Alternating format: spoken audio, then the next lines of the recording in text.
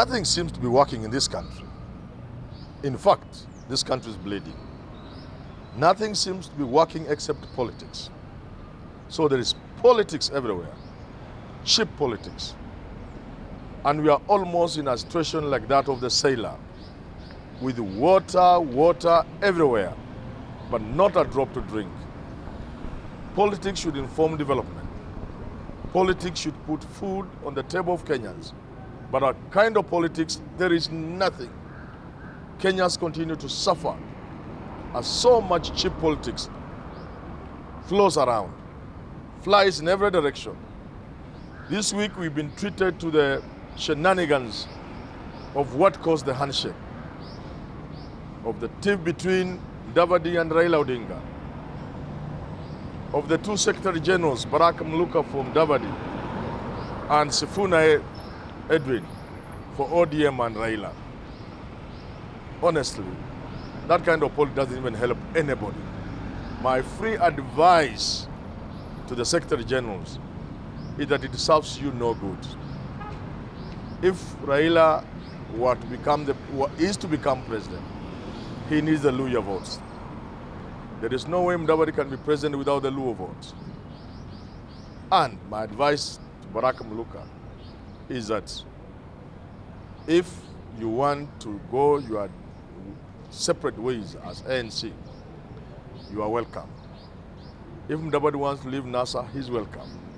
And Mudavadi, in fact, doesn't need to agree with Raila.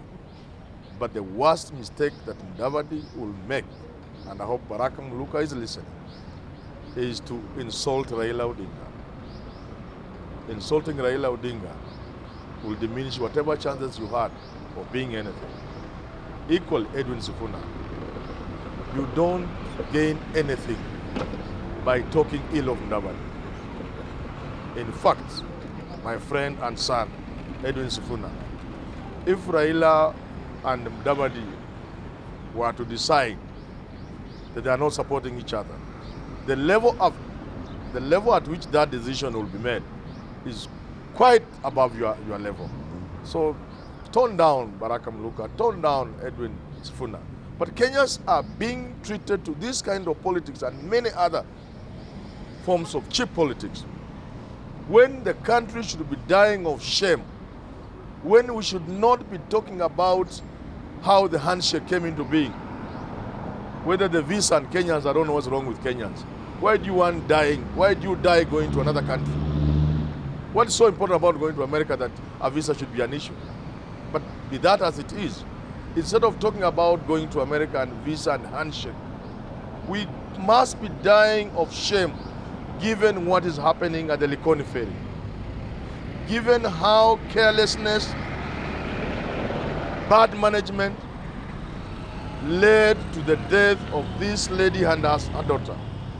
Of the pain and shame of us standing by and looking as the car sank deep into the water.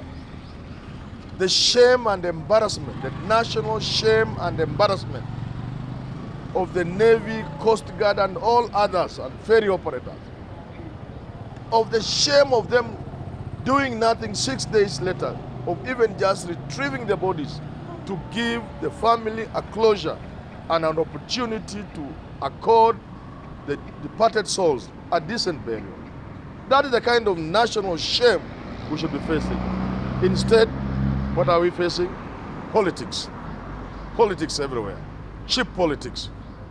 Today, Ruto this, Ruto that, Tanga Tanga, Keleweke. While this is happening, Kenyans are dying. Just yesterday, 13 Kenyans died on the road. In another country, in other countries, in functional countries, when 13 people die, everything would come to a standstill. But Kenyans have become mere statistics. So that today we lose 10 people on our roads. Following day, following week, others. It's just normal. And I've argued before, Macharia is a CS for infrastructure, where the big bucks are. Let Uhuru give us a minister in charge of transport. The shameless death on our roads. So as we talk about Ruto here, Ruto there, about, as we talk about Kelewek and Tanga, what is happening? Kenyans are dying. Kenyans are dying. If they are not dying from poisonous food, contaminated sugar held in a warehouse disappears into the market perhaps. Maize with aflatoxin that has been condemned in the tens of thousands of bags disappears from the cereal boards, from the stores and silos. If we are not dying from sukuma wiki that has been irrigated with sewage at Ruai, we are dying from poisonous rice, oil, expired dates. So we are dying from everywhere.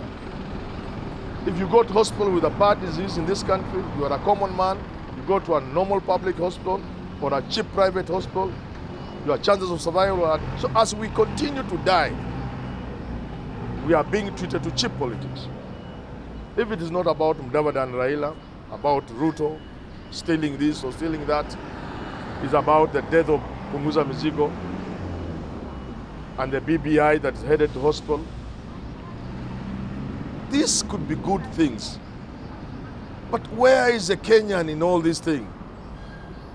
When you are killing Punguza Mzigo,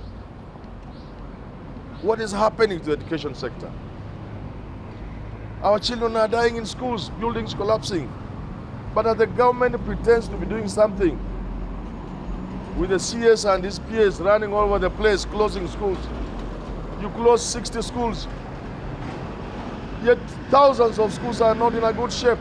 We all witnessed during the election, because public schools were voting centers, where the polling stations were. We saw the state of those schools. We live in this country. Most public schools ought to be condemned, actually. So, as we talk about politics, we are subjecting Kenyans to suffering. As we talk about politics, the poverty in this country, hordes and armies of jobless children, young men and women, most of them with college education. I was in the village the other day, the kind of poverty on the shopping centers in the villages and small towns. Every evening you find hundreds of young men idling around. We've killed the future of this, so that we have not only killed Kenyans physically at the ferry, we have not only killed Kenyans physically in our schools, our schools collapse on them. We have not only killed Kenyans on our roads, carelessness. You are driving, a bus passes you, it's a public service bus, a matatu. You think you are not moving, you look at your speedometer. You are doing 100 kilometers. Lakini basi inakupita tu, shock as if you are, and yet it's nothing to us. People continue to die. So we have killed people through bad meals they are eating, through poison in our food. But what's more, we are killing the hope of the young people of this country. Millions of them without jobs. No hope. Hopelessness will breed chaos in this country. But the worst form of killing that's going on in this country, we are destroying the future of our children through a bad education. The education we have is bad. We needed to do something about it, to correct it. Instead of correcting what ails our education system, we are killing the dreams and the hopes of our children by even bringing a worse form of education that has failed in more serious places, the so-called CBC. This is a monster. It will destroy whatever hope there was. So you kill Kenyans physically, and now killing them by giving them a poisonous education. You seem to be operating with a Booker T. Washington philosophy that says Africans are not good with things mental, that Africans can do things physical. So you want our children to go to school and mold. That is wrong, because basic education should provide somebody with intellectual growth. You work on the mind, the intellect. That's why it's called basic education. The cognitive development of the child. Now, once that child has had basic education up to around Form 4, in America it goes all the way up to college education, you can now get skills. In other words, your mind Your brain has developed intellectually to a point where now you can adapt skills. You can learn new things. You can be innovative. You can innovate. You can be creative. You can acquire skills. But we cannot tell our children that you begin by acquiring skills almost at the expense of intellectual development. So we've killed this country. And as we continue to kill this country, we bombard the people of this country with cheap politics. It's not too late for our leaders to do something about it. I beseech our leaders, please, less politics, and let's be mindful of the people of this country. Because even as you politic, when you get to 2022 and you become the president, a president of what country? Of a decaying country? Of a country where nothing works? Of a country where the education is collapsed? The healthcare system is collapsed? A country with millions upon millions of jobless children who will begin slaughtering us in the streets? What is the value of being a president of a country that then will be useless? So I would want to agree with President Uhuru Kenyatta and perhaps Raila Odinga. Let's look at how we can harness what we have as a country. Let's do the little development we are able to do. Let's think about this country. Let's talk about peace in this country. Let's move as brothers and sisters. 2022 is just one of those cycle points, because there will be no point of you becoming president if, as you become president, the country is broken down. If Likoni Ferry will be happening every week, if hundreds of people will be dying on our roads every month, by the way, accidents in this country kill more people than Al-Shabaab would kill us, than most of these dangerous diseases, because of carelessness. So let's fix our country. Let's talk less about politics. Let's be concerned less about who becomes president in 2022. Let's harness peace, and let's have an attempt at development.